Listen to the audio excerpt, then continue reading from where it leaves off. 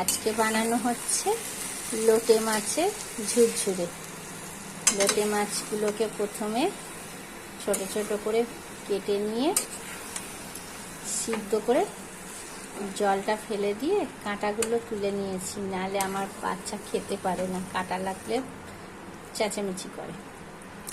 তারপরে পেঁয়াজ আদা, এই প্রথমে পেঁয়াজগুলোকে লাল লাল করে পেঁয়াজ আর বেগুন ভেজে নিয়েছি, নিয়ে আদা রসুন বাটা, লঙ্কা বাটা, হলুদ গুঁড়ো, লবণ দিয়ে মশলাটাকে কষে তার মধ্যে লোটে মাছগুলোকে, সিদ্ধ করা লোটে মাছ ছেড়ে দিয়েছি।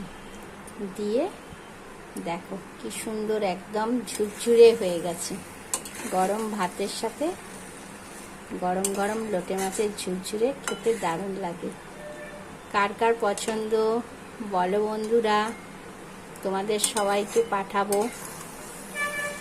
একটু বাদেই আমাকে বলো কেমন লাগলো।